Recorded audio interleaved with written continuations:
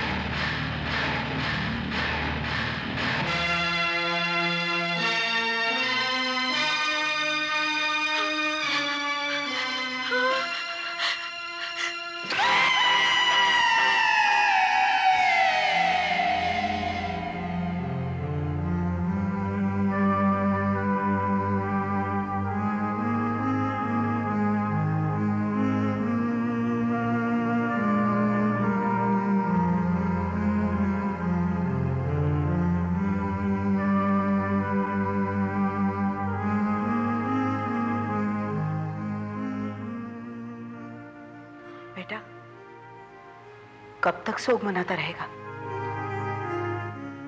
जो होना था वो हो गया। होने को कौन टाल सकता है? ये सब क्या हो गया ना? हमारी खुशियों को किसकी नजर लग गई?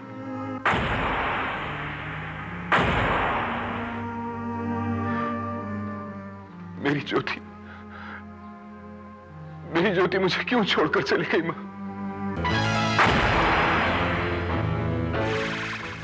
ये तो भगवान की मर्जी है बेटा।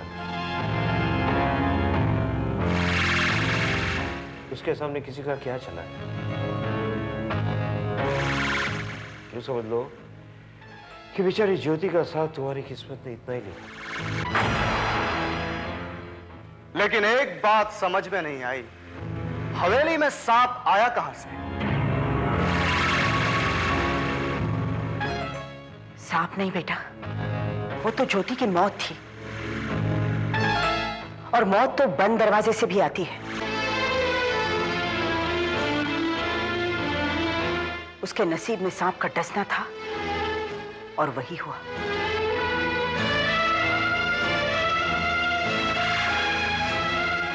नहीं मां, सांप ने ज्योति को नहीं बल्कि मेरी खुशियों को डसा है। और आज के बाद मेरी जिंदगी में कोई खुशी जिंदा नहीं रहेगी, कोई नहीं। तो क्या तू अपनी खुशियों के लिए अपने माँ को दफन कर देना चाहता है? मां, तू क्या चाहता है कि अपनी गोद में पोते पोतियों को खिलाने का अरमान लेकर ही मैं इस दुनिया से चली जाऊं? तो मैं क्या करूं मां? मैं क्या कर सकता हूं? तू दूसरी शादी कर ले बेटा।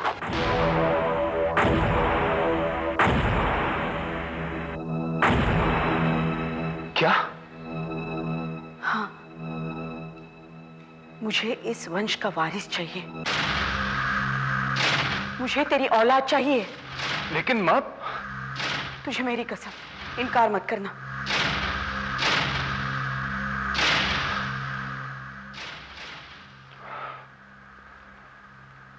ठीक है मां। तू जानती है मैं तेरी कसम कभी भी नहीं टाल सकता। तू जो चाहेगी वही होगा। बस मैं यही चाहती थी और इसीलिए मैंने तेरे लिए लड़की भी देख ली है।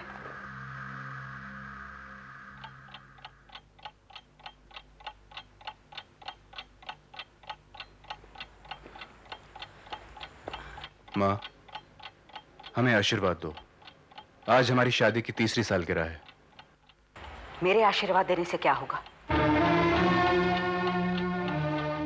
3 साल से आशीर्वाद दे रही हूं। दूधो नाओ पूतो फुलो, लेकिन इस ठूंठ पर एक कोपल तक नहीं फूटी।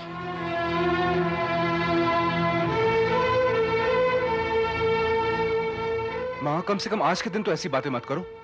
इस खुशी के मौके पर भी। खुशी? काहे की खुशी? खुशी का दिन तो वो होगा जब इसकी गोद हरी होगी, और लगता है वो दिन कभी नहीं आएगा। माँ जी, इसमें मेरा क्या कसूर है?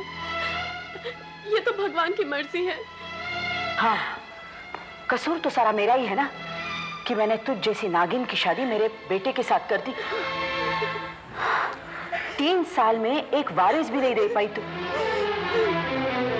बेटा, मुझे तो अब कोई उम्मीद नजर नहीं आती। मेरी बात सुन ले, तलाक दे दे इसे। तलाक? हाँ, तलाक। मुझे तो यही एक रास्ता नजर आता है। बेटा, तू तो जानता है, अगर हमारे खानदान में वारिस नहीं पैदा हुआ तो तुम्हारे पिताजी की वसीयत के मुताबिक हमारी सारी जायदाद रिश्तेदारों में बंट जाएगी। माँ, सिर्फ जायदाद की खातिर तुम चाहती हो मैं इसे तलाक दे दूं? सिर्फ जायदाद की खातिर नहीं बेटा, अपना वंश चलाने के लिए भी। नहीं माँ, मैंने सिर्फ तुम्हारे कहने पर इससे शादी की थी, और अब मैं इसे किसी भी कीमत पर तलाक नहीं दूंगा। और मुझे अपनी कसम भी मत देना माँ, वरना जिंदगी में पहली बार मैं आपकी कसम तोड़ दूंगा। चलो सुनिए,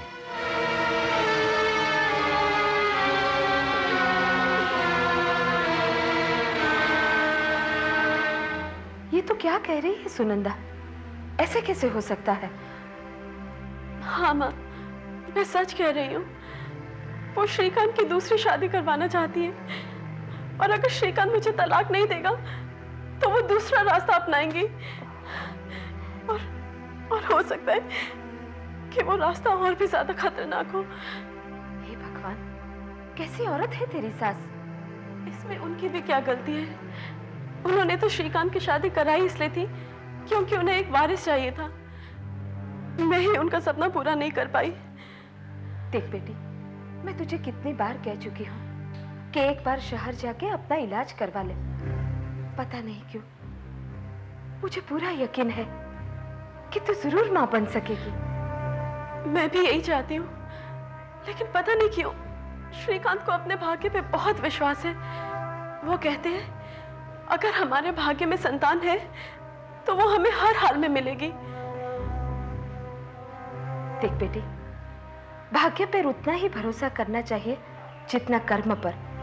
उनको भाग्य पर भरोसा करने दे, पर तू कर्म कर, भगवान तुझे जरूर फल देगा।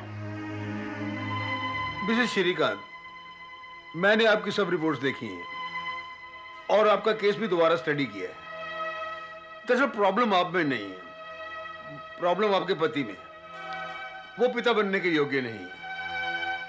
अगर आप एक रास्ता अख्तियार कर लें तो आप मां बन सकती हैं। कैसा रास्ता? देखिए, आज साइंस ने इतनी तरक्की कर ली है कि कुछ भी चमत्कार हो सकता है, और यकीन मानिए ये चमत्कार आपके साथ भी होगा, बशर्ते कि ये काम आप अपने पति की मर्जी से करें। मैं मां बन पाऊंगी, इससे बड़ी खुशी की बात मेरे लिए और क्या हो सकती है? मैं श्रीकांत को एक वारिस दे पाऊंगी। नहीं मिस्टर डिंगरा, आप 11 बजे से पहले वहां पहुंच जाइए। हाँ, मैं खन्ना को लेकर वहां आता हूं। ओके। श्री, तुमने उन पेपर्स पे साइन किए जो मैंने तुम्हें कल दिए थे? 1 मिनट डार्लिंग। हाँ बोलो। मैं बोल रही थी तुमने उन पेपर्स पे साइन किए जो मैंने तुम्हें कल दिए थे? हाँ मिस्टर खन्ना, हाँ मैंने डिंगरा को बुला लिया है, तुम भी वहां पहुंच जाओ। ओके। सॉरी डार्लिंग, वो पेपर्स यहीं पड़े, मैं अभी साइन कर देता हूं।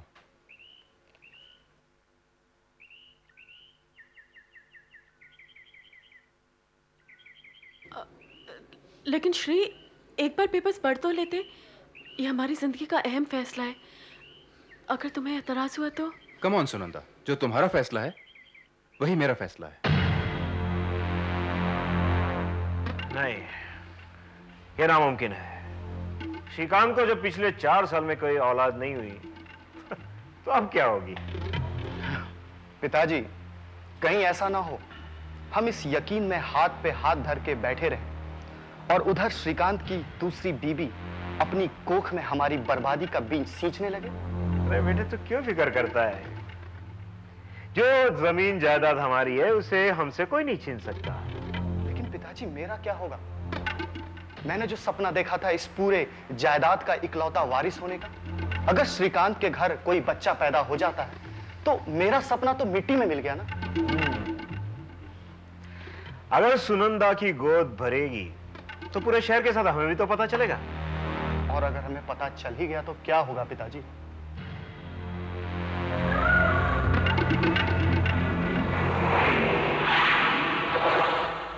होना क्या है, इतिहास अपने आप को फिर से दोहराएगा। उसकी पहली बीवी की तरह दूसरी बीवी का भी दुर्घटना में भगवान उसकी रक्षा करना।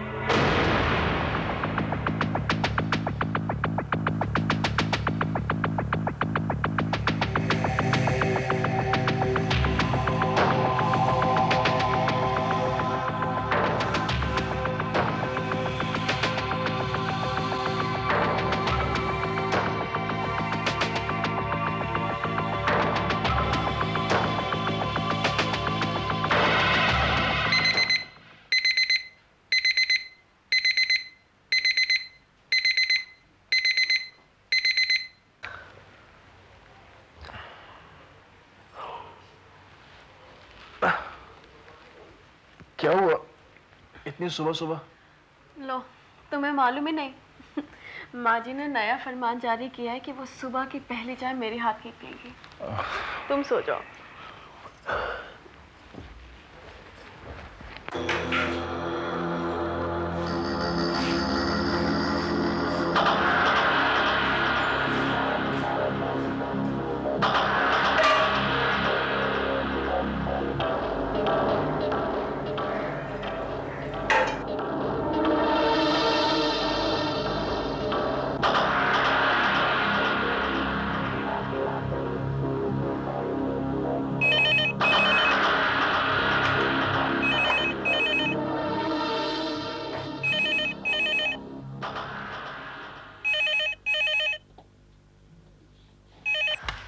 हेलो, कौन?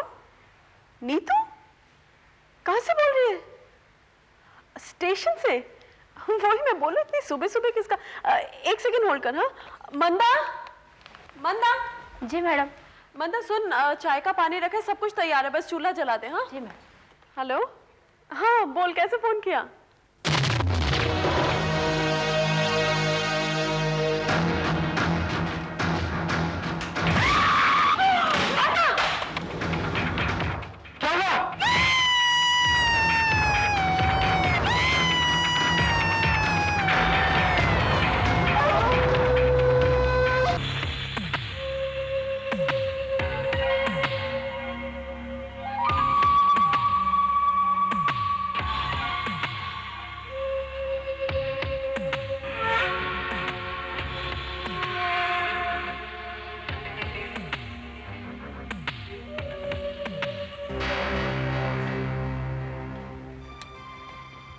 बहू, जी माँ जी। कहाँ जा रही है? माँ जी मंदिर जा रही थी। गाड़ी लेकर जा रही है? जी माँ जी। आजकल तुझे बड़ा शौक हो गया है गाड़ी चलाने का? माँ जी, आप कहें तो मैं गाड़ी छोड़ जाती हूँ। नहीं नहीं, जरूर गाड़ी लेकर जाओ, मुझे क्या। लेकिन सुन, वो पुरानी वाली गाड़ी लेकर जाना, नई को हाथ मत लगाना, समझी? जी माँ जी।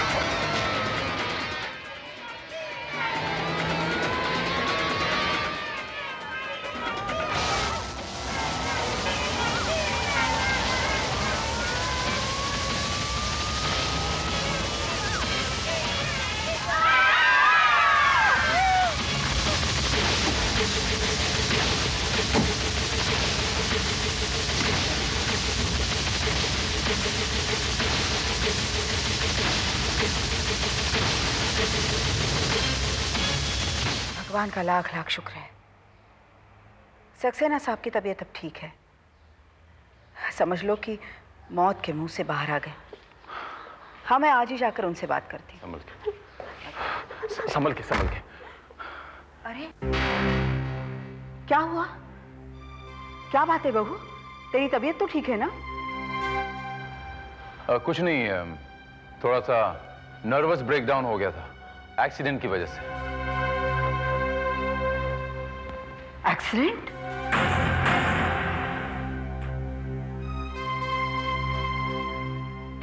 हुआ नहीं, हो जाता है। इनकी गाड़ी के ब्रेक्स फेल हो गए थे और गाड़ी आउट ऑफ कंट्रोल हो गई थी। तो अच्छा हुआ कि मैं वहां पहुंच गया, वरना गाड़ी कहीं बुरी तरह ठुक जाती। हे भगवान।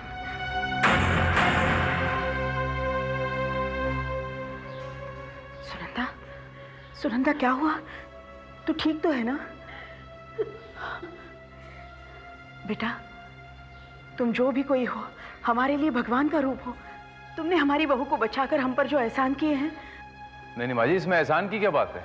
ये तो मेरा फर्ज था। क्या हुआ माँ?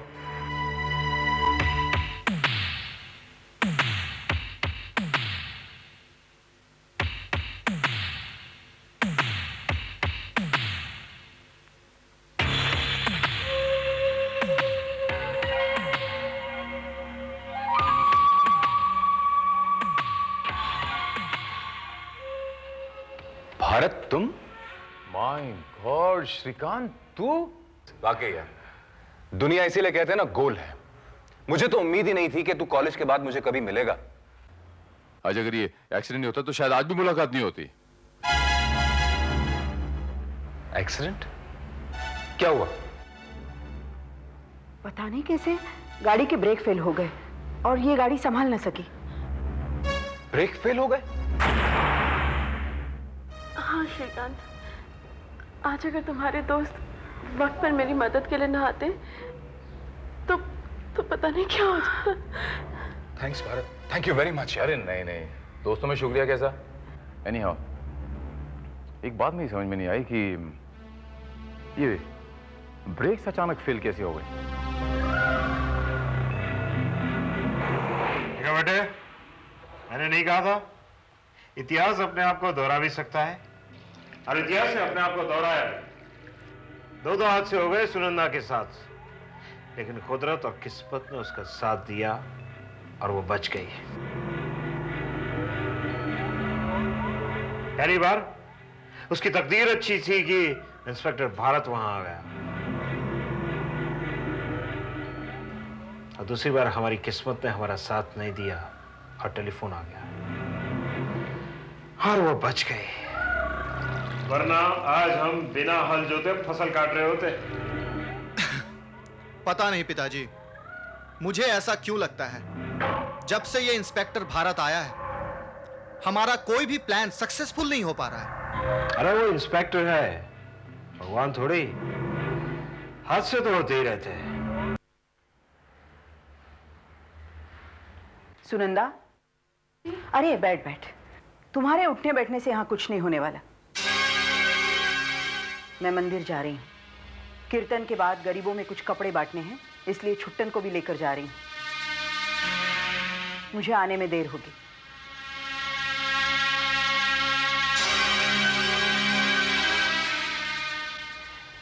और सुन जी, घर में अकेली है, ध्यान रखना।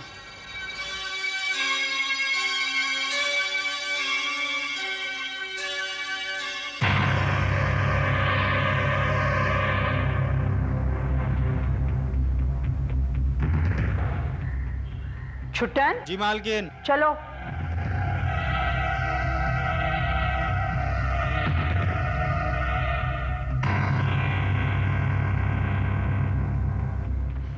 बकवास, ये कैसा एंड है?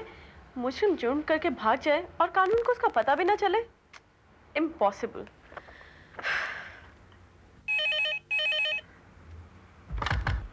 हेलो हेलो हेलो, कौन बोल रहा है? हेलो,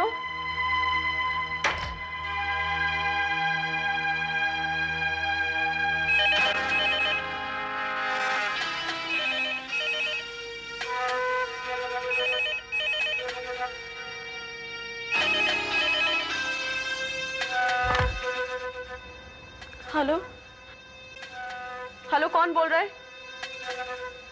हेलो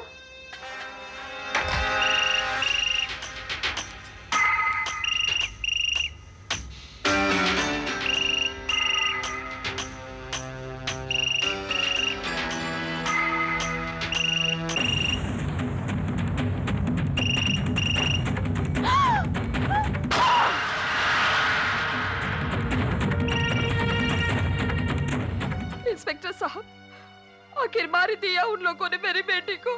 क्या? तो आपको शक है आपकी बेटी की मौत एक हादसा नहीं बल्कि एक कत्ल है? नहीं, मुझे शक नहीं बल्कि पूरा यकीन है कि मेरी बेटी सुनंदा की हत्या की गई है।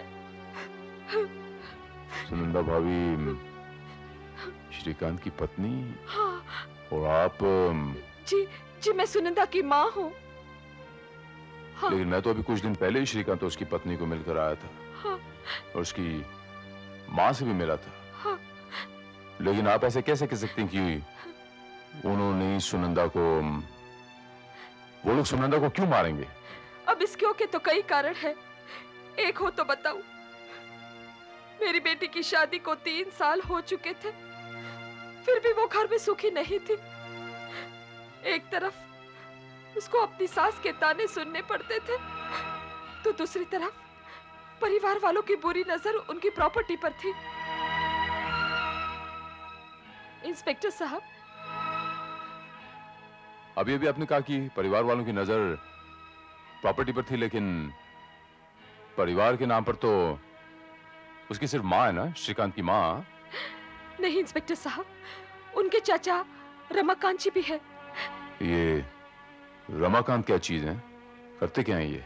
इस परिवार के पैसे पर ऐश करते हैं वो।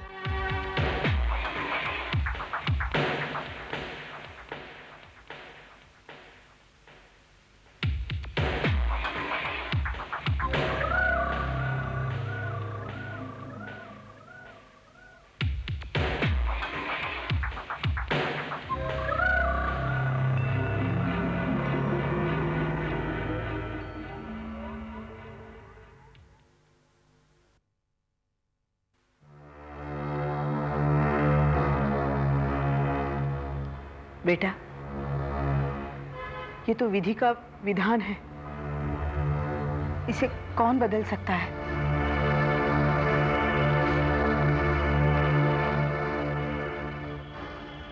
हौसला रखो श्रीकांत, हौसला रखो।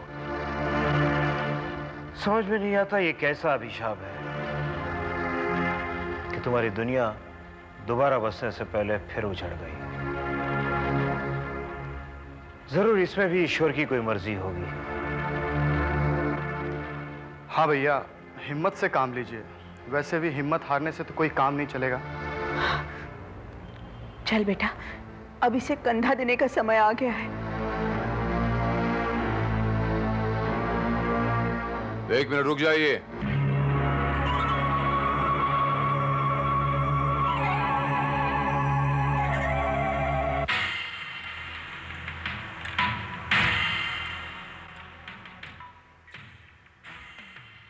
आप इसका अंतिम संस्कार नहीं कर सकते, इसका पोस्टमार्टम करना पड़ेगा। पोस्टमार्टम? ये क्या कह रहा है भरत? मैं ठीक कह रहा हूं श्रीकांत।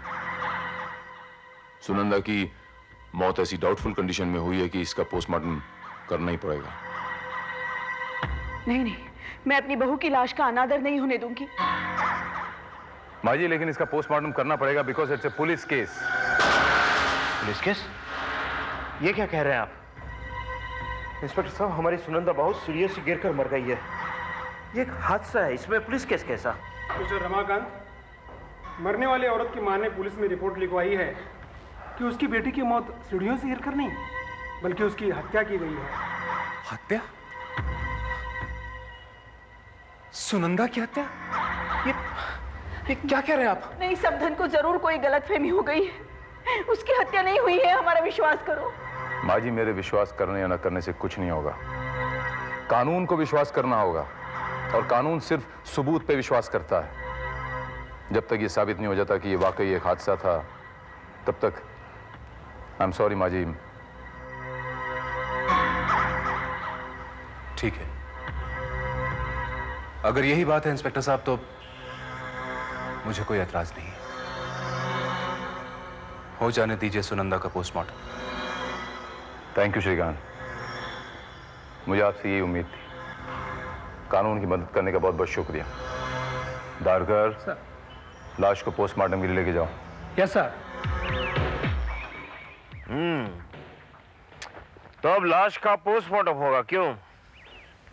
इंस्पेक्टर भारत अपने आप को चालाक समझता है। सुनंदा सीढ़ियों से गिरकर मरी है, इसमें अभी पोस्टमार्टम में वो क्या साबित करेगा? आप ठीक कह रहे हैं पिताजी, ये इंस्पेक्टर अपने आप को चालाक नहीं, जरूरत से ज्यादा चालाक समझता है। बताइए, उसने अपने दोस्त तक को नहीं छोड़ा, लाश को पोस्टमार्टम के लिए भिजवा दिया, जो हमारे लिए खतरनाक साबित हो सकता है। अब देखना यह है कि सीढ़ियों से गिरकर मरने को वो कत्ल कैसे साबित कर सकता है।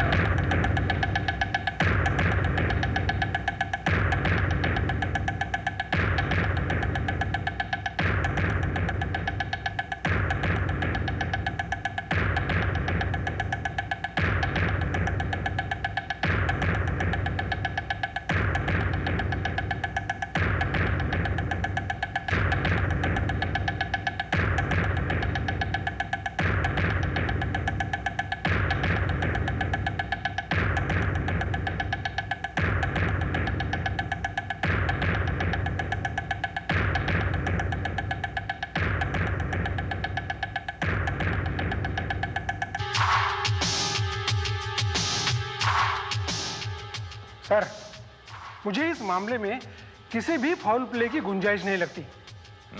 देखिए ये सीढ़ियां, अगर कोई वहां से गिर जाए तो जाहिर है अपनी जान से हाथ धो बैठेगा। लेकिन कोई इन सीढ़ियों से गिरेगा कैसे? वेरी सिंपल सर, मैं करके दिखाता हूं। देखिए सर, यहां से कोई तेजी से सीढ़ियां उतरता हो और उसका पैर फिसल जाए और बाद में वो डिसबैलेंस होकर सीधा वहां जो स्टैचू रखी है ना, वहां जाकर गिरेगा। बस खेल खत्म। इधर आइए, मैं ट्राई करता हूं। कोई अगर यहां से उतर रहा हो और वो बेखबरी में से उतरता हो, यहां से फिसले, यूं गिरेगा। पीठ के बल, ना कि मुंह के बल। मुंह के बल आदमी एक ही सूरत में गिरता है, जब उसका पैर कहीं फंस जाए, और यहां ऐसी कोई चीज है नहीं। एक और बात धरकर, अगर उसका पैर 5वीं सीढ़ी पे उलझे तो वो मुंह के बल गिरेगा। अगर उसका पैर आखिरी सीढ़ी से उलझे तो वो डिसबैलेंस होकर वहां गिरेगा जहां की वो लाश पाई गई। लेकिन अगर यहां उसका पैर फंसे किसी चीज में, तब तो यहां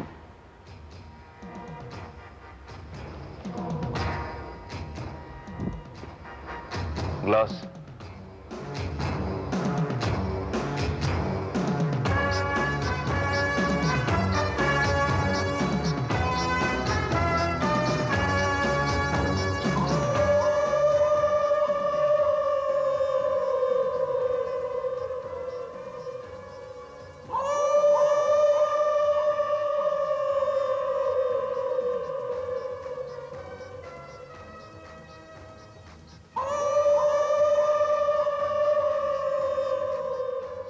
ओके, हाँ,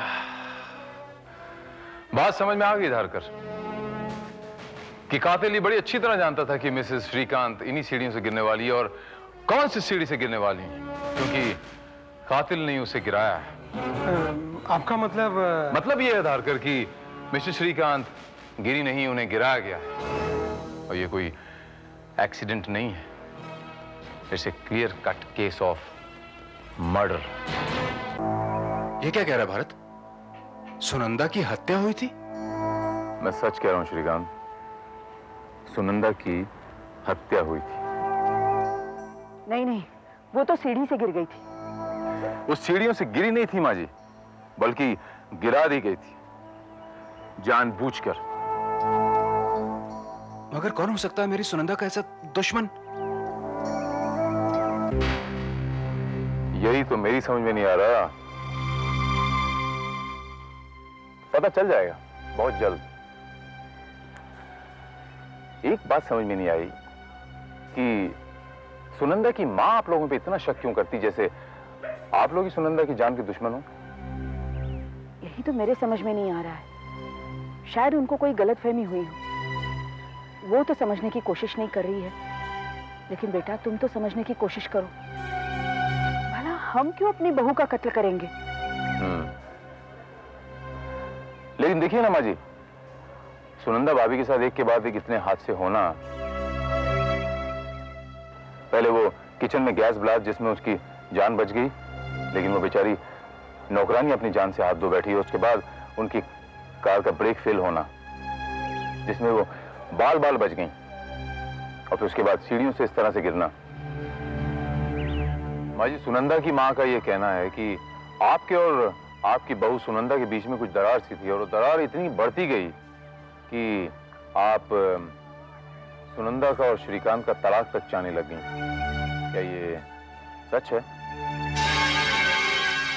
हाँ, मैं तलाक चाहती थी, लेकिन अपने खानदान के वारिस के लिए।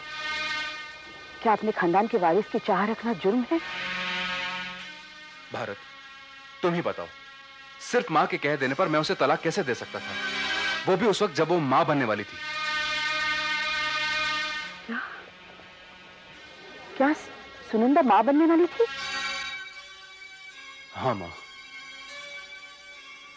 वो खुशी जिसका हमें 3 सालों से इंतजार था, वो उम्मीद सुनंदा की कोख में कोमपल बनकर पनप रही थी, लेकिन फूटने से पहले ही वो। आई एम सॉरी श्रीकांत, लेकिन तुम्हें पूरा यकीन है कि भाभी मां बनने वाली थी? हाँ भारत, डॉक्टर सुब्रमण्यम ने खुद फोन करके मुझे ये बात बताई थी। मिस्टर श्रीकांत ने ठीक कहा है। मिसेस सुनंदा के एक्सीडेंट से एक दिन पहले मैंने श्रीकांत को यह खबर फोन पे दी थी कि मिसेस सुनंदा मां बनने वाली। लेकिन मेरी ये बात समझ में नहीं आई कि ये चमत्कार अचानक 4 सालों बाद कैसे हो गया? ये चमत्कार मेडिकल साइंस का है। मिसेस सुनंदा ने स्पेशल ट्रीटमेंट करवाया था जो कामयाब हो गया। खैर, ये बताइए डॉक्टर साहब कि ये न्यूज सुनने के बाद श्रीकांत का रिएक्शन क्या था? मेरा मतलब है He was completely stunned। देखिए, जाहिर है कि किसी भी आदमी को इतने साल शादी करने के बाद अगर ये खुशखबरी मिले तो उसकी ये हालत तो होगी। इसके मायने तो ये हुए कि मिसेस श्रीकांत का मर्डर सिर्फ इसलिए नहीं हुआ था कि वो मां नहीं बन सकती। Are you sure वो प्रेग्नेंट थी? देखिए ऑफिसर, अगर आपको कुछ शक है तो पोस्टमार्टम की रिपोर्ट से आपको मालूम पड़ जाएगा कि whether she was pregnant or not। Sir, ये रही पोस्टमार्टम रिपोर्ट। इसमें एक बात साफ साफ लिखी है कि मरने वाली प्रेग्नेंट थी। यानी श्रीकांत ठीक कह रहा था। लेकिन एक सच्चाई और भी है धारकर कि मिसेस श्रीकांत की मौत महज एक हादसा नहीं था, बल्कि हत्या थी, एक वेल प्लान्ड मर्डर। लेकिन ये मर्डर किया किसने? खैर, वो तो पकड़ा ही जाएगा, लेकिन श्रीकांत के साथ होने वाली ये दूसरी ट्रेजेडी है सर। क्या मतलब है तुम्हारा? आपको पता नहीं सर, श्रीकांत की पहली पत्नी जब मां बनने वाली थी तब उसे सांप ने काट लिया। What? हाँ सर, लगता है भगवान चाहता ही नहीं इस घर में इस वंश का कोई वारिस पैदा हो।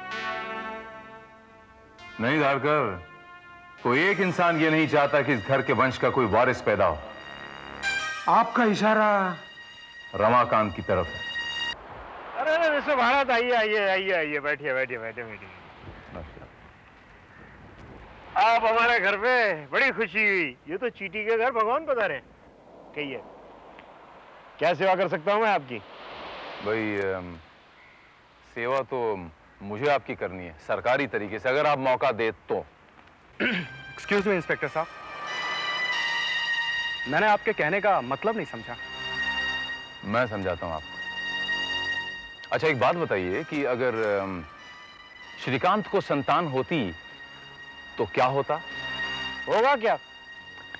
मेरी भाभी की इच्छा पूरी हो जाएगी, श्रीकांत को बेटा होता और मेरे बेटे को भतीजा मिल जाता। शायद आप थोड़ा सा गलत कह रहे हैं, क्योंकि आपके वकील ने मुझे बताया कि अगर श्रीकांत के संतान होती तो उसके पिताजी की वसीयत के हिसाब से उसकी सारी प्रॉपर्टी का वारिस उसका इकलौता बेटा होता, वरना वो प्रॉपर्टी सारे रिश्तेदारों में बांट दी जाती। आप कहना क्या चाहते हैं इंस्पेक्टर साहब?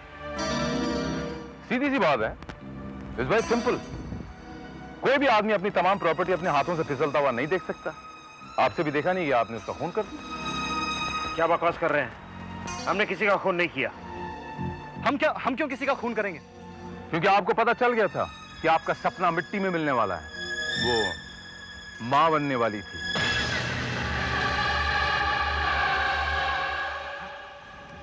लेकिन हमें इस बारे में कुछ नहीं पता था।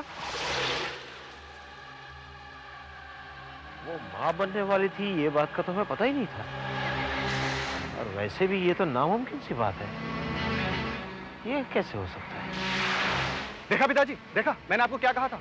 हम इस गलतफहमी में बैठे रहेंगे कि श्रीकांत को बच्चा नहीं होगा, और उधर डॉक्टर भटनागर की दवाई अपना चमत्कार दिखा गई। ये डॉक्टर भटनागर वाकई में जादूगर निकला। उसने नामुमकिन को मुमकिन कर दिखाया। कौन है ये डॉक्टर भटनागर? वही डॉक्टर जिसे श्रीकांत अपना इलाज करवा रहा था अपनी पहली शादी के वक्त से ही। मुझे डॉक्टर भटनागर का पता मिल सकता है?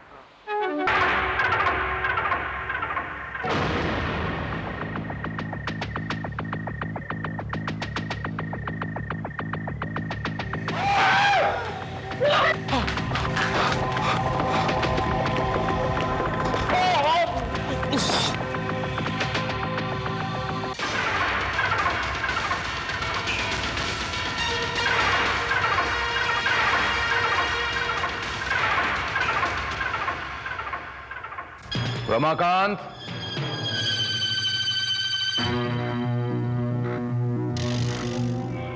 मिस्टर श्रीकांत की दोनों बीवियों की मौत नेचुरल नहीं हुई थी, बल्कि उनकी हत्या की गई थी। पहली को कमरे में सांप छोड़ के मार दिया गया था,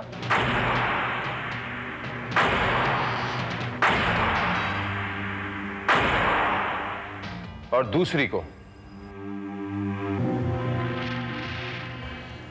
यहां इस तरह तार बांधकर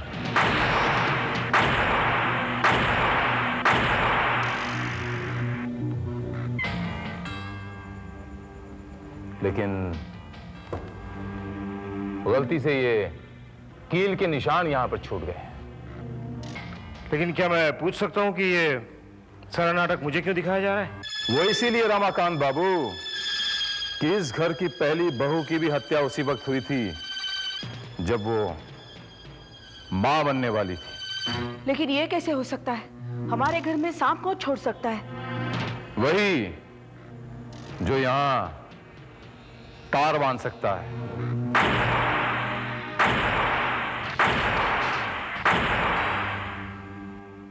आप ही के घर का कोई आदमी। आप कहना क्या चाहते हैं इंस्पेक्टर साहब?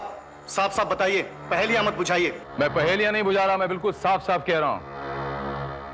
दो गर्भवती बहुओं की हत्या इस बात का साफ साफ इशारा करती है कि इस घर में कोई ये नहीं चाहता कि कोई वारिस आए। मैं ठीक कह रहा हूं ना माँ जी? हाँ, कोई तो है जो हमारे घर का वंश बढ़ता हुआ नहीं देख सकता, इसीलिए तो ये हत्याएं हो रही है। तुम्हारा क्या ख्याल है श्रीकांत?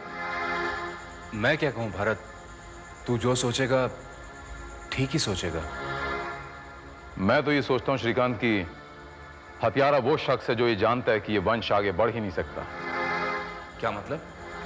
मतलब ये कि इस घर की बहुओं को हमेशा से बांझ कहा जाता था, उन्हें बंजर जमीन भी कहा जाता था। लेकिन डिफेक्ट तुझ में भी तो हो सकता है। भारत!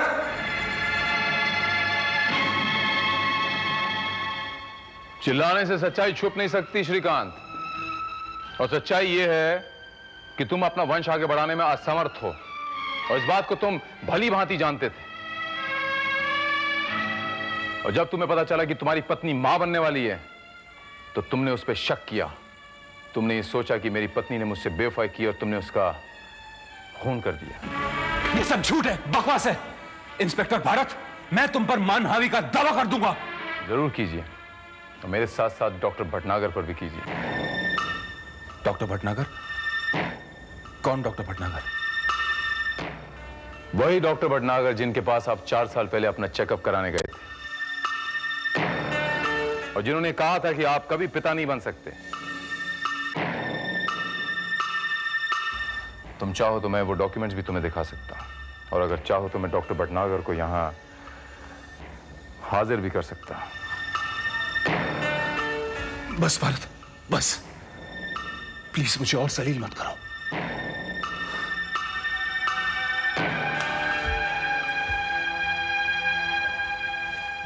हाँ, मैं मानता हूं मैंने अपनी पत्नी का कत्ल किया है, खून किया मैंने उसका, क्योंकि वो एक बेवफा औरत थी, चरित्रहीन कुल्टा थी। वो पता नहीं किसका पाप मेरे सर मरने जा रही थी। वो मैंने उसे मारकर भारत कोई गुनाह नहीं किया, कोई पाप नहीं किया। नहीं श्रीकांत, गलत कह रहे हो तुम। इससे पहले कि मैं तुम्हें हथकड़ियां लगाऊं, मैं तुम्हें बता देना चाहता हूं कि तुमने एक बहुत बड़ा पाप किया है। तुमने अपनी देवी जैसी पत्नी सुनंदा पर शक किया। वो पत्नी जिसने तुम्हारी कमजोरियां जानते हुए भी तुम्हें कभी नीचा दिखाने की कोशिश नहीं की, बल्कि तुम्हारे ताने सहे, जिसने समाज में तुम्हारा मान रखने के लिए मेडिकल साइंस का सहारा लिया। सॉरी डार्लिंग, वो पेपर्स यहीं पड़े, मैं अभी साइन कर देता हूं।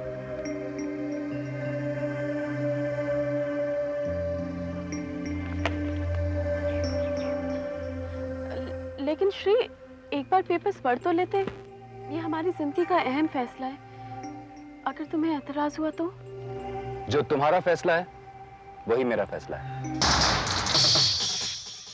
और टेस्ट ट्यूब बेबी के द्वारा तुम्हारे वंश को आगे बढ़ाने के लिए एक वारिस देने की कोशिश की, लेकिन अफसोस श्रीकांत, तुम उसकी भावना समझने में भी असमर्थ रहे।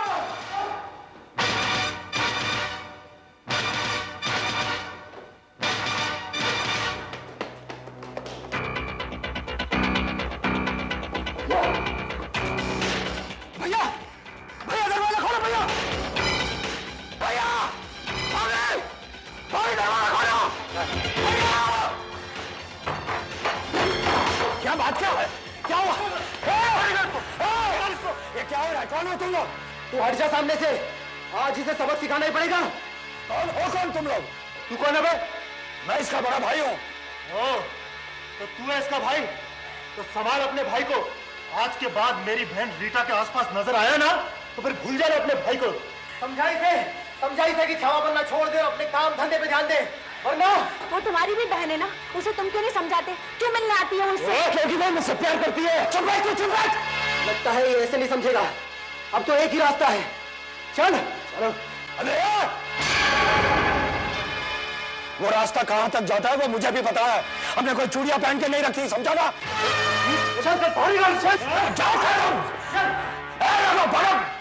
चल तू अंदर चल।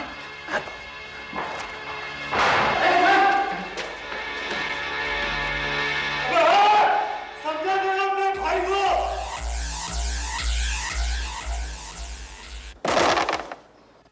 राजन चल कैरम खेलते। अरे नहीं यार, मेरा मूड नहीं है, तुम लोग खेलो।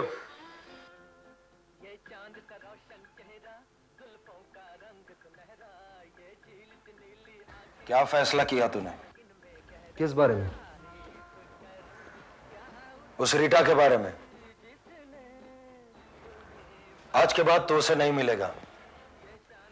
भैया मैं आपसे पहले ही कह चुका हूं कि मैं उसे नहीं भूल सकता। तो खुद भी मरेगा और हम दोनों को भी मरवाएगा। मैं पूछता हूं, तू हमें यहां चैन से रहने देना चाहता है या नहीं?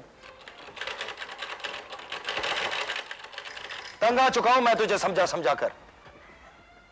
एक तो सालों से काम नहीं है, फैक्ट्री बंद है, वहां गांव में बहन की शादी की चिंता है। अब इतनी मुसीबतें कम है कि तू और मुसीबत अपने गले ले रहा है। रीटा की वजह से जो भी मुसीबत आएगी मैं झेल लूंगा, आपके ऊपर कोई मुसीबत नहीं आएगी। अच्छा, और अगर रीटा का भाई तुझे मारेगा तब मैं घर में चूड़ी पहन के बैठा रहूंगा क्या? राजन, ऐसा क्या है रीटा में जो तुम मुझसे भूल नहीं सकते? वो मुझसे प्यार करती है भाभी। इसके सर पे प्यार का भूत सवार हो गया है सुनंदा। अब एक ही तरीका है कि ये गांव चला जाए।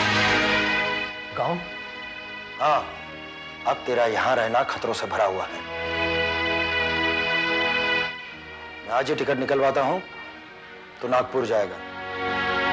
मैं अगर नागपुर जाऊंगा भी तो अकेले नहीं जाऊंगा भैया।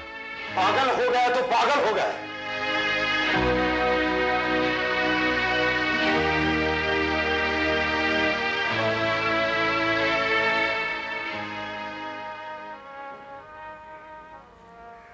ये क्या पागलपन है राजन?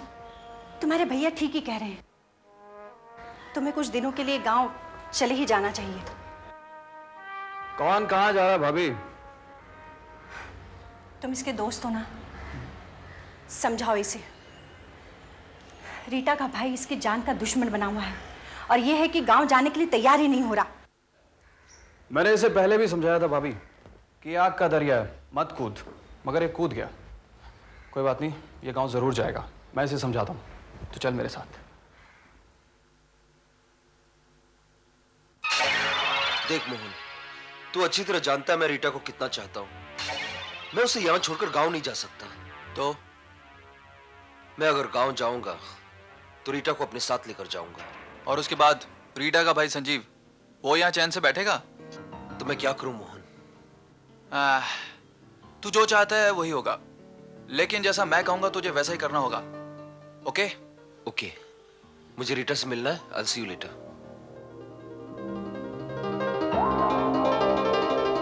बड़ी मुश्किल से आई हूँ राज, जल्दी बोलो मुझे यहाँ क्यों बुलाया था?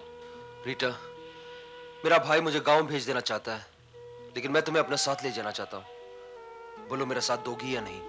मैं हर हाल में तुम्हारे साथ हूँ राज। अब मैं उन बंदिश में नहीं जी सकती, मुझे यहाँ से ले चलो राज। मेरे घर वाले तुम्हारे नाम से मुझे ताने देते हैं। घबराओ मत रीटा, हम दोनों यहाँ से दूर, बहुत दूर चले जाएंगे जहाँ कोई बंदिश नहीं होगा। ठीक है राज, अब मैं जाती हूँ वरना कोई आ जाएगा। बाय राज।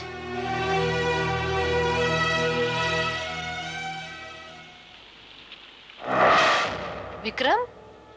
हाँ, तुम्हारे चेहरे पे घबराहट अच्छी नहीं लगती। मुझ पर तुम बड़ी नजर रख रहे हो। रखना ही पड़ता है। चलो तुम्हें घर तक छोड़ दूं, वरना तुम्हारे भाई को शक हो जाएगा।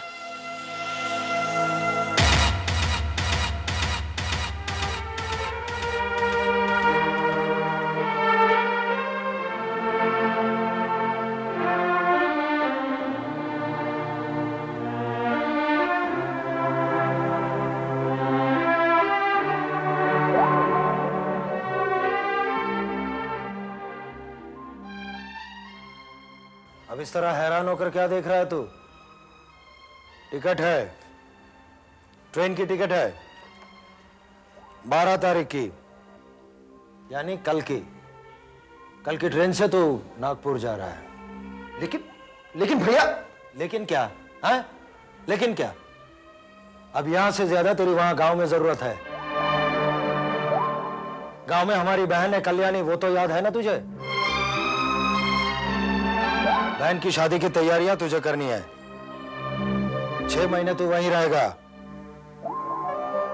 तब तक उसकी शादी हम निपटा लेंगे। और शादी का सामान भी सारा तुझे ही लेके जाना है, तू ही ले जाना अपने साथ। मौसी जी ने खत में लिखा है कि शादी पक्की समझो। अब मौसी अकेली क्या करेगी? तू भी सब कुछ देख समझ लेना, बाद में मैं आ जाऊंगा।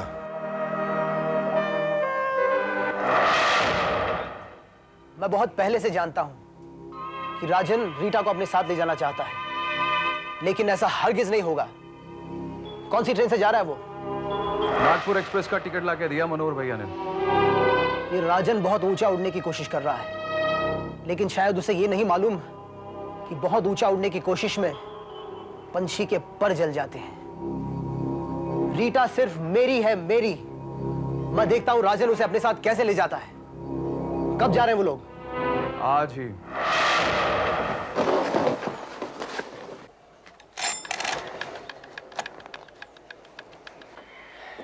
राजन, अपना ख्याल रखना और सामान का भी ख्याल रखना। इसमें सब शादी का सामान है। हाँ। अरे अरे अरे, संभल के जाना है।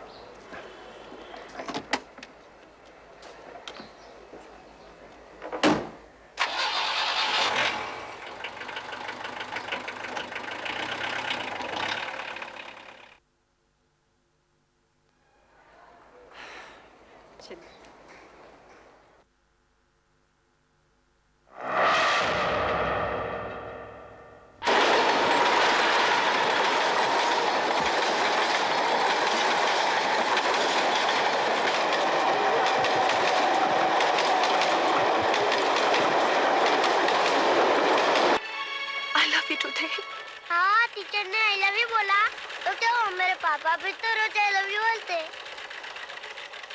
नमस्कार, एक विशेष सूचना। अभी अभी प्राप्त समाचारों के अनुसार मुंबई से नागपुर की ओर जाने वाली नागपुर एक्सप्रेस के मालगाड़ी से टकरा जाने के कारण हुई भीषण दुर्घटना में अनेक लोगों के मरने की संभावना है। राहत कार्य जारी है। घायलों और मरने वालों के लिए मुआवजे की शीघ्र ही घोषणा की जाएगी। इस दुर्घटना के बारे में विस्तृत जानकारी के लिए इन नंबरों पर संपर्क करें: 982112 98211016। राजन!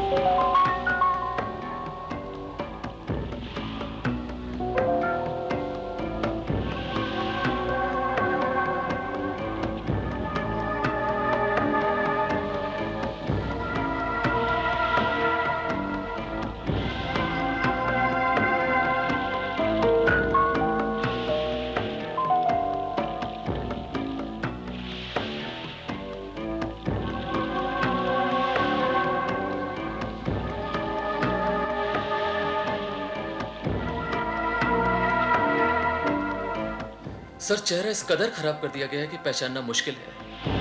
हमारे पास और कोई भी आइडेंटिटी मार्क नहीं है। इसके कपड़े भी रेडीमेड और बिल्कुल नए हैं। कभी कभी लाशें भी बोलती हैं श्रीवास्तव, और ये लाश भी अपनी कहानी बयां करने की कोशिश कर रही है। इसका हुलिया ये बताता है कि ये किसी मिडिल क्लास फैमिली से बिलोंग करता है। ये जो शर्ट इसने टक इन की हुई है, जिस हिसाब से तैयार हुआ है, ये किसी को मिलने जा रहा था। ये फूल ये बताता है कि ये अपनी प्रेमिका को मिलने जा रहा था।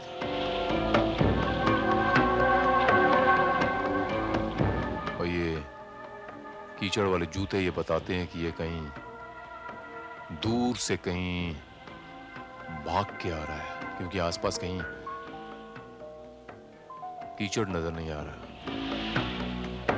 लेकिन जब तक लाश की शिनाख्त नहीं हो जाती है, कातिल तक पहुंचना बहुत मुश्किल है सर। हमारे पास और कोई सुराग भी तो नहीं है सर। सुराग भी मिल जाएगा श्रीवास्तव। मुजरिम और पुलिस के बीच ये चूहे बिल्ली का खेल बहुत पुराना है। मुजरिम हमेशा पुलिस से बचने के लिए कोई ना कोई रास्ता ढूंढता, लेकिन कोई एक गलती ऐसी कर जाता है कि पुलिस के शिकंजे में आके फंस जाता है। You are right sir. इसकी कद काठी के हिसाब से आसपास के पुलिस थानों में इसकी गुमशुदगी की रिपोर्ट चेक करो। Okay sir.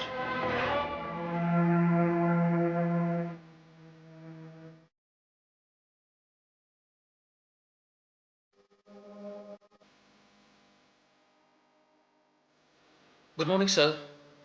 Morning Srivastava. Sir ये बासंती चौहान है। नमस्कार। उनका बेटा मोहन पिछले 3 दिनों से गायब है सर। उसकी कद काठी मकतूल से काफी ज्यादा मिलती जुलती है। क्या नाम बताया आपने अपना? जी बासंती। कब से गायब है आपका बेटा? जी परसों से, 12 तारीख से। और क्या नाम बताया आपने बेटे का? मोहन। बासंती जी, हम लोग को एक लाश मिली है। लाश? नहीं, इस तरह घबराने की जरूरत नहीं है। उस लाश की शनाख्त नहीं हुई अब तक। फिलहाल उसको हमने पोस्टमार्टम के लिए भेज दिया। ये कुछ तस्वीरें हैं उस लाश की, देखिए इनमें तो नहीं आपका बेटा।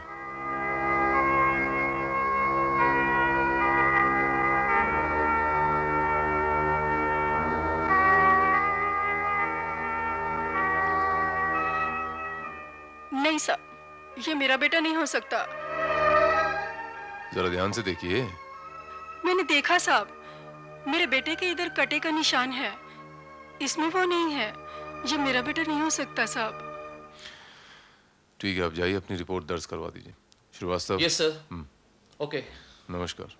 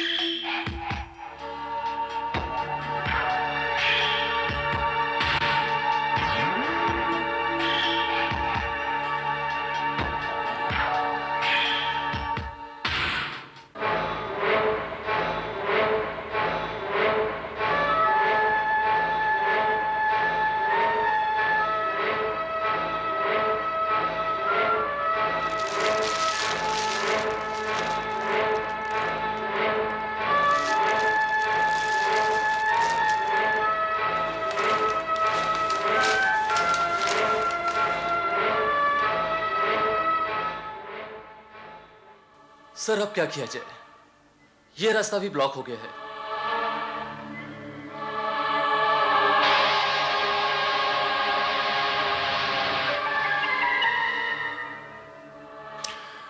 श्रीवास्तव, मुजरिमों का काम है पुलिस के रास्ते ब्लॉक करना। जी। और पुलिस का काम है मुजरिमों तक पहुंचने के नए नए रास्ते ढूंढना। Right sir. इसका चेहरा खराब करने के पीछे 2 कारण हो सकते हैं। मारने वाले को मकतूल का चेहरा पसंद नहीं होगा, उसे बहुत नफरत रही होगी। और दूसरा, मारने वाला ये नहीं चाहता था कि इसकी शनाख्त हो। क्या तारीख है इस अखबार की? 13 अगस्त 1999, यानी ये अखबार कल ही का है।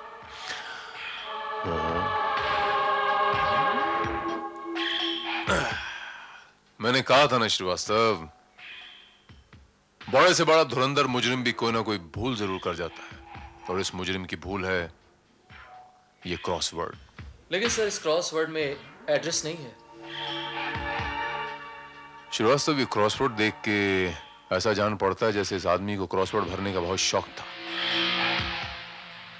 और यकीनन ये आदमी क्रॉसवर्ड भर के अखबार में भेजता होगा।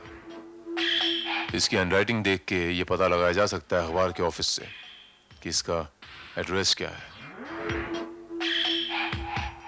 क्या नाम है इस अखबार का? सांध्य खबर। बहुत नाम सुना है मैंने आपका। अपने अखबार में आपके सॉल्व किए केसेस भी छापे हैं मैंने। बड़ी खुशी हुई आपसे मिलके। कहिए, क्या मदद कर सकता हूं मैं? मिस्टर महेश्वरी, सबसे पहले तो मैं आपका शुक्रिया अदा करूंगा कि आपने जो मेरी इतनी सारी तारीफ की। मैं इस तारीफ के काबिल तो नहीं हूं, लेकिन आज जिस काम से मैं आपके पास आया हूं, थोड़ी सी मदद चाहिए। ये क्रॉसवर्ड जिसने लिखा है,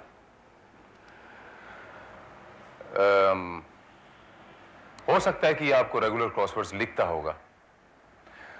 अब मुझे इस हैंडराइटिंग वाले आदमी का एड्रेस चाहिए। वेल, एड्रेस ढूंढना इतना आसान तो नहीं है, फिर भी मैं पुरानी फाइलें मंगवाता हूं।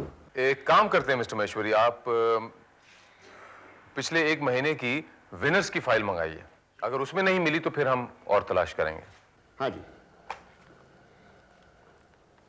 हाँ शर्मा, सुनो, पिछले 1 महीने की क्रॉसवर्ड्स की विनर्स की फाइलें, हाँ, मेरे कैबिन में भेज दो इमीडिएटली।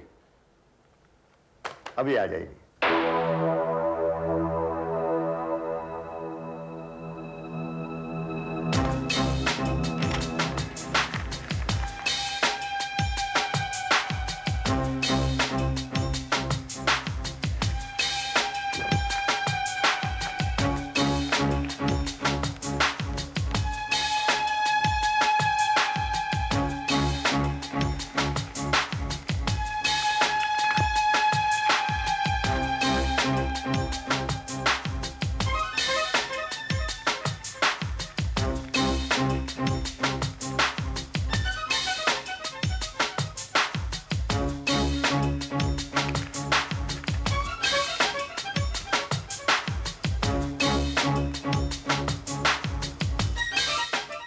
वैसे मिस्टर महेश्वरी, आप ठीक ही कह रहे थे, काम थोड़ा सा मुश्किल है,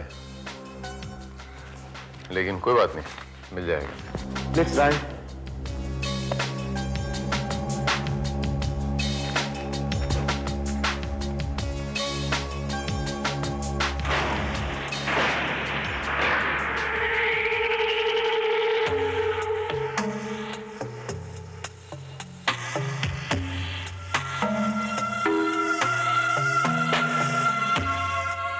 Yes,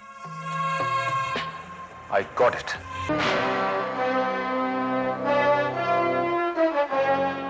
Yes, I got it. There you are. और इसका एड्रेस है मोहन चौहान, 32 बैप्टिस्टा लेन, कोलाबा विलेज, कोलाबा। मेरे मोहन का कुछ पता चला इंस्पेक्टर साहब? मैं उसी सिलसिले में यहाँ पर आया हूँ माँ जी। बात दरअसल ये है कि पुलिस स्टेशन में वो तस्वीरें देखने के बाद आपने उसे पहचानने से इनकार क्यों किया मुझे पता नहीं, लेकिन वहाँ जो भी सुराग मिले मुझे इसी घर की तरफ इशारा करते हैं कि हो ना हो उस लाश का इस घर के साथ कोई ना कोई ताल्लुक जरूर है। मैं कुछ समझी नहीं इंस्पेक्टर साहब। मोहन को क्रॉसवर्ड भरने का शौक था जी?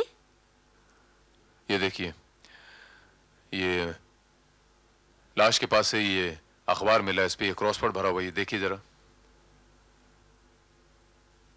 जी, ये क्रॉसवर्ड भरने का शौक मोहन को नहीं, राजन को था, पर वो पता हमेशा हमारा देता था। कहता था ये मेरे लिए बड़ा लकी है। ये राजन कौन है? वो जी मोहन का दोस्त है, वो मनोहर का भाई। मनोहर का भाई?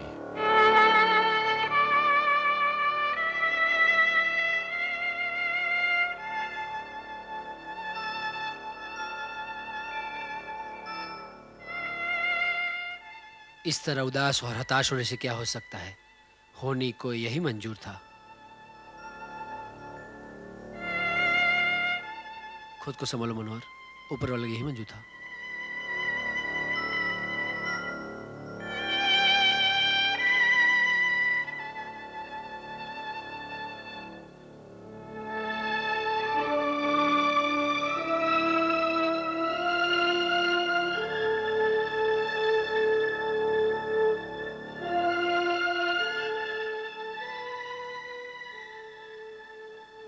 आपका नाम मनोहर है?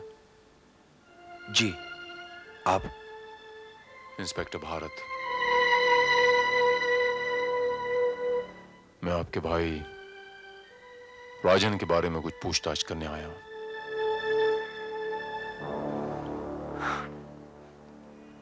अब कैसी पूछताछ? बचा ही क्या है अब? अब तक तो वो पंच महाभूत में विलीन हो चुका होगा। मैं आपका मतलब नहीं समझा। मैं आज ही उसकी लाश को क्रियाकर्म करके आया हूं।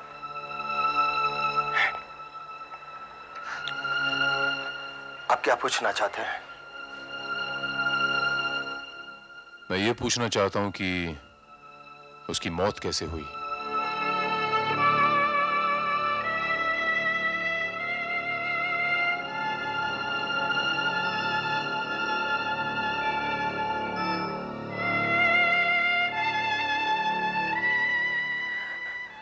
इंस्पेक्टर साहब, 12 तारीख की ट्रेन से वो गांव जा रहा था। उस मनहूस ट्रेन का एक्सीडेंट हो गया। मरने वाले 64 लोगों में मेरा भाई भी चला गया। ये देखिए, ये सारा सामान साथ लेकर जा रहा था अपनी बहन की शादी के लिए।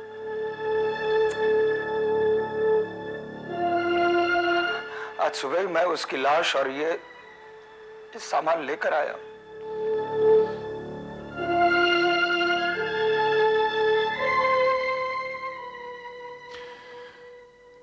मनोहर साहब, आई एम सॉरी बट इस हैंडराइटिंग को पहचानते हैं आप?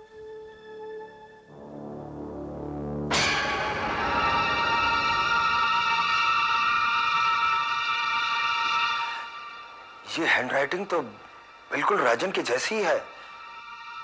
आपको पूरा विश्वास है जो रेलवे एक्सीडेंट में जो लाश मिली वो आपके भाई की ही है, राजन की ही है? हाँ, मतलब उसका चेहरा पिचक गया था। लेकिन आप ऐसा क्यों पूछ रहे हैं? इसलिए कि हमें भी एक लाश मिली है और ये पेपर हमें उसी लाश के पास मिला और हमें शक है कि वो आपके भाई की लाश है। ये आप क्या कह रहे हैं? मेरी समझ में कुछ नहीं आ रहा है। एक आदमी 2 जगह कैसे मर सकता है? तो आपके अनुसार राजन यहां से 12 तारीख को नागपुर जाने के लिए रवाना हो गया था? जी हाँ। तो फिर ये 13 तारीख के अखबार में आपके भाई की हैंडराइटिंग कहां से आई? ये कैसे मुमकिन है? मिस्टर मनोहर, 13 तारीख के इस अखबार में राजन की हैंडराइटिंग का होना इस बात का सबसे बड़ा सबूत है कि 13 तारीख को राजन बॉम्बे में था और ट्रेन में सफर करने वाला राजन नहीं, कोई और था। लेकिन ये कैसे हो सकता है? टिकट भी मैंने लाकर दी थी। वो हमारे सामने ही टैक्सी में बैठा था। ये सारा सामान भी तो उसी के पास था। मेरे ख्याल से मनोज जी, आपको मेरे साथ चलकर एक बार लाश की शनाख्त कर लेनी चाहिए।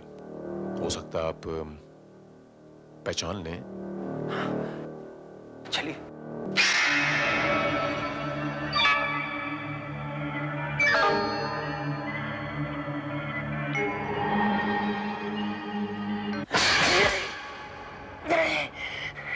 नहीं साहब, ये मेरा भाई नहीं हो सकता। इसका चेहरा तो, प्लीज इसे ढक दीजिए, प्लीज। मिस्टर मनोहर, जरा इसे गौर से देखिए ना। मैं मानता हूं कि इसका चेहरा खराब हो गया, लेकिन शरीर पे फिर से एक बार देखिए। कोई ऐसी निशानी बताइए जिसे हम शनाख्त कर सकें। दूसरी निशानी क्या बताऊं? हाँ, राजन के टीके की निशानी थी।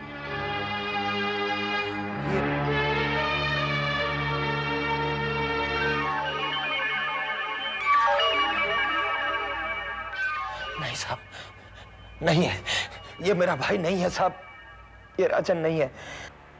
आपके भाई के कोई दुश्मन थे? मेरा मतलब है किसी से कोई खास दुश्मनी जो आपको पता हो? दुश्मनी? हाँ, संजीव और उसका दोस्त विक्रम, वो मेरे भाई की जान के पीछे पड़े थे। उसे मारने घर पर भी आए थे। विक्रम, संजीव? संजीव रीटा का भाई है और विक्रम उसका दोस्त है। आवारा है दोनों। रीटा से प्यार करता था राजन, उससे शादी करना चाहता था, और यही बात संजीव को पसंद नहीं थी। रीटा की वजह से तो वो गांव जाने को भी तैयार नहीं था। मैंने ही उसे भेजा गांव। संजीव का एड्रेस बता सकते हैं आप? जी हाँ। मैंने उसे धमकी जरूर दी थी साहब, लेकिन हम लोगों ने उसे मारा नहीं। मैं उसे क्यों मारता साहब, जब वो खुद ही अपने गांव जा रहा था। वो गांव जा रहा था, इस बात की खबर तुम्हें कहां से मिली? 12 तारीख को ही मोहन ने विक्रम को बताया था। मोहन ने? खैर कोई बात नहीं, मैं थोड़ी देर के लिए आपके सिस्टर के साथ कुछ बात करना चाहता हूं। आप उससे क्या बात करेंगे? कुछ बातें ऐसी हैं जो सिर्फ वही बता सकती है। ठीक है। आप राजन से आखिरी बार कब मिली थी? 13 की शाम को, और 12 को भी मैं उससे मिलने वाली थी, लेकिन मैं नहीं जा सकी। शायद संजीव को राजन के गांव जाने के बारे में पता चल गया था, और राजन मुझे अपने साथ ले जाने वाला था। फिर 13 को मुझे राजन का पत्र मिला था, और उसने मुझे मिलने के लिए बुलाया था। यानी 12 तारीख को वो गांव नहीं गया था। वो खत आपको किसने लाकर दिया? पड़ोस के एक बच्चे ने लाकर दिया था, और मैं उससे मिली। रीटा, अब हम नागपुर नहीं जाएंगे, क्योंकि तुम्हारा भाई हमें वहां भी ढूंढने की कोशिश करेगा। अब नागपुर के बजाय हम जोधपुर जाएंगे, वहीं कोर्ट मैरिज करेंगे। तुम्हारा भाई समझता है कि मैं नागपुर जा चुका हूं, इसलिए तुम्हें घर से निकलने में कोई तकलीफ नहीं होगी। देखो रीटा, किसी को यह मालूम नहीं होना चाहिए कि मैं यहां मुंबई में हूं। लेकिन तुम्हारा सामान कहाँ है? मेरे कपड़ों के अलावा जो भी सामान मेरे भाई ने दिया था, वो मैंने किसी के साथ भिजवा दिया। हम वहां कितने दिन रहेंगे? जितना भी दिन रहना पड़े रह लेंगे। बैग में थोड़े से रुपए हैं, मैंने लाने को भेज दिया। हम सुबह 5 बजे चले जाएंगे। मुझे स्टेशन पर मिलना। ओके? ओके। उस दिन रात भर मैंने उसके सिग्नल का इंतजार किया, लेकिन वो नहीं आया। क्योंकि तब तक वो शायद मारा जा चुका था। क्या? वैसे लाश की अब तक शनाख्त नहीं हो पाई। आपको प्लीज मेरे कुछ सवालों के जवाब देने पड़ेंगे। देखिए, अगर राजन का कत्ल हुआ है, अगर, तो राजन का कत्ल कौन कर सकता है? पिछले साल क्रॉसवर्ड के लेन देन में राजन ने मोहन को बहुत मारा था। मोहन की बड़ी बेइज्जती की थी, लेकिन अब तो वो दोनों दोस्त थे। कोई और ऐसा है जिस पे आपको शक हो? आपको? बहुत पहले से विक्रम की मुझ पर नजर थी, शायद इसीलिए वो राजन से चिढ़ता था और बराबर मुझ पर नजर रखता था। जाने के एक दिन पहले उसने राजन से मुझे मिलते हुए देख लिया था, और रास्ते में उसने मुझसे ऐसी बातें की कि उसे मेरा राजन से मिलने पर कोई एतराज ही नहीं था। वैसे आपको इस बात का इल्म है कि राजन ने बैंक में पैसे लेने किसे भेजा था? जी नहीं। वैसे बाय द वे, राजन का किस बैंक में अकाउंट था? Cooperative bank. जी हाँ इंस्पेक्टर, राजन सिंधे का अकाउंट हमारे ही बैंक में है। और 13 की शाम को उसका चेक लेकर यहां पर कोई पैसे निकालने आया था। वो आदमी कौन था, उसका हुलिया क्या था, अप्रोक्सीमेटली बता सकते हैं आप? इंस्पेक्टर, ये सारी जानकारी तो आपको कैशियर ही बता सकता है। मैं आपको उनसे मिला देता हूँ। मुझे तुम फौरन रिपोर्ट दोगे श्रीवास्तव। मैं समझ चुका हूं कि कातिल कौन है। हथियार में मिले फिंगरप्रिंट से ये साबित हो जाएगा कि कत्ल किसने किया है श्रीवास्तव। Okay sir. आप बिल्कुल चिंता ना करें मिस्टर मनोहर, आपके भाई का कातिल बहुत जल्द हमारी हिरासत में होगा। हमने हथियार बरामद कर लिए हैं। वो संजीव का जो फ्रेंड है उसका क्या नाम बताया था आपने? विक्रम। हाँ विक्रम। ये विक्रम कहाँ मिलेगा? उसके फिंगरप्रिंट्स चाहिए हमें। वो तो आवारा लड़का है, पता नहीं कहाँ होगा।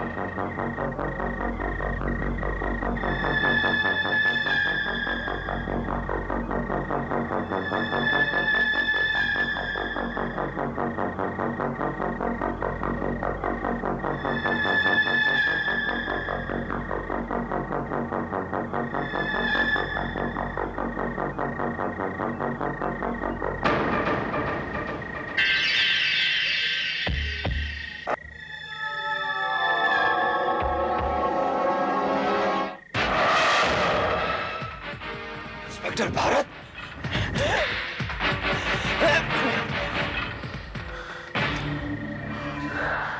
जी हाँ, inspector Bharat. Mister Manohar Shinde, you are under arrest. Mister Manohar, तुमने हमसे झूठ बोला था कि उस रेलवे एक्सीडेंट में तुम्हारे भाई की लाश पिचक गई थी। दरअसल वो लाश पिचकी नहीं थी, वो बिल्कुल सही सलामत थी। और उसका सबसे बड़ा सबूत है ये तस्वीर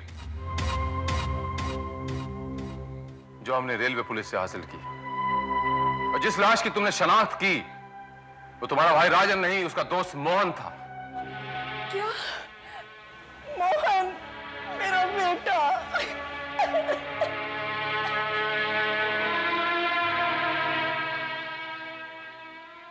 हवलदार। Yes sir. माँ जी को बाहर ले जाओ।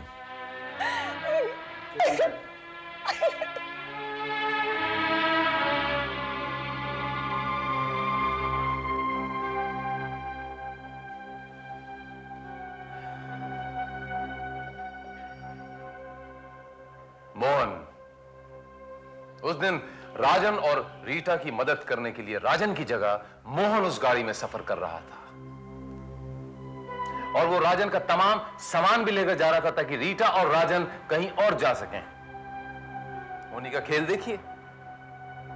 उस ट्रेन का एक्सीडेंट हुआ और मोहन मारा गया। जी हाँ इंस्पेक्टर, जब मैं लाश लेने गया तब मुझे पता चला कि वो मेरा भाई राजन नहीं था बल्कि उसका दोस्त मोहन था। लेकिन मैंने दुनिया की नजरों में उसे राजन ही रहने दिया। और उसी दिन मुझे राजन का फोन आया। हेलो हेलो हेलो हेलो भैया, मैं राजन। राजन? राजन तू? ट्रेन एक्सीडेंट में मेरी जगह मोहन मारा गया है। लेकिन तू है कहां? भैया मैं छुपा हुआ हूं। मैं घर नहीं आना चाहता क्योंकि संजीव या विक्रम को मालूम हो सकता है। हाँ ठीक है, तू यहां मत आना। और सुन, किसी को मिलना भी मत। मैं तुझे आकर मिलता हूं। भैया, मेरा चेकबुक घर पर रह गया है, प्लीज वो लेते आना। मैं आपका इंतजार करता हूं। ठीक है, चेकबुक लेकर आता हूं मैं। ठीक है।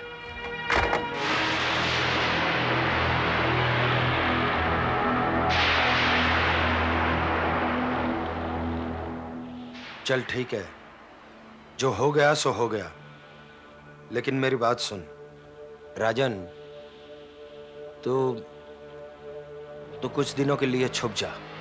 मैं तो कहता हूं बंबई से कहीं बाहर चला जा। किसी को पता नहीं चलना चाहिए कि तू जिंदा है।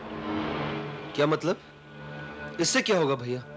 सब समझते हैं कि तू ट्रेन एक्सीडेंट में मारा गया है। अब तेरी मौत की एवज में हमें 5 लाख रुपए मिलेंगे, समझा? नहीं भैया, उन पैसों पर मोहन की मां का ही हक है। मोहन मेरे दोस्ती के लिए मारा गया है, मैं उसके साथ ये गद्दारी नहीं कर सकता भैया। गद्दारी? अरे इसमें गद्दारी क्या है, हैं?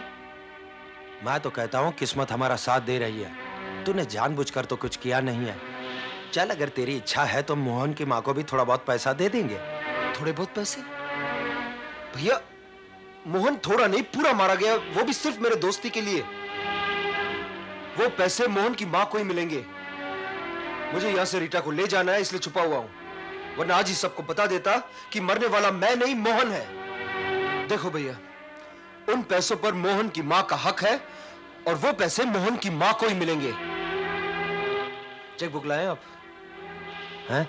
चेकबुक लाएं आप?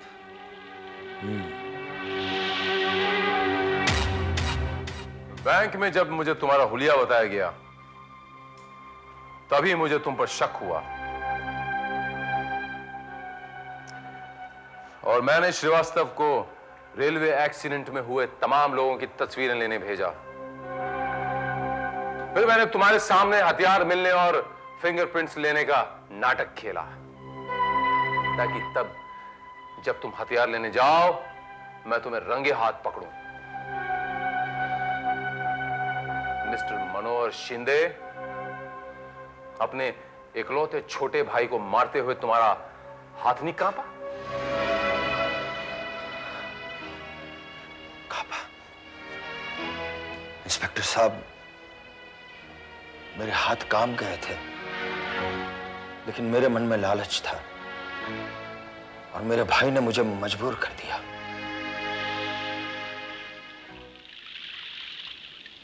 राजन, अरे मैं हूं भाई, मैं हूं। भैया पैसे लाए हो? हाँ लाया हूं।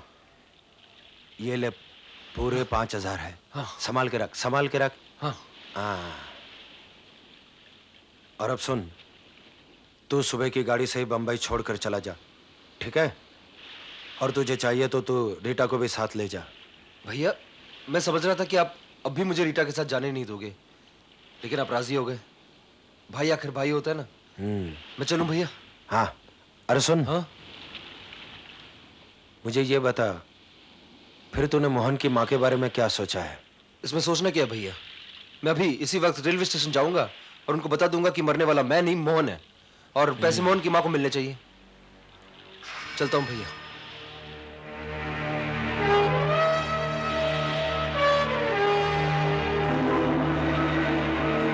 राजन!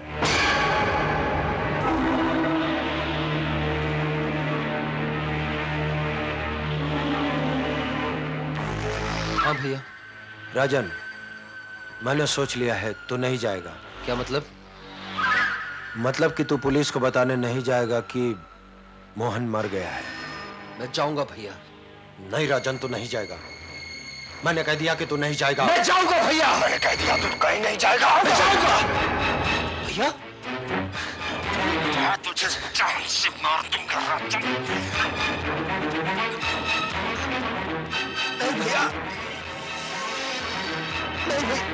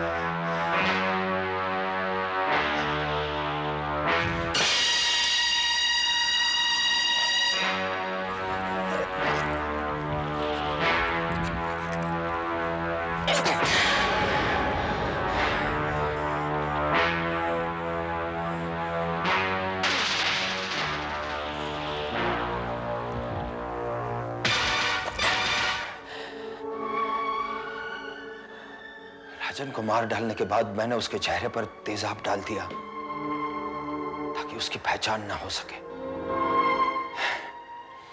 इंस्पेक्टर साहब, मैंने ये सब कुछ किया ताकि रेलवे से मिलने वाला मुआवजा मैं ले सकूं। वो 5 लाख रुपए के लिए मैंने अपने भाई को मार डाला।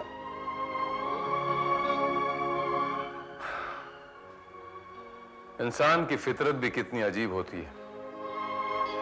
राजन और मोहन के बीच में कोई खून का रिश्ता नहीं था, लेकिन एक दूसरे की दोस्ती और वफादारी के लिए दोनों मिट गए।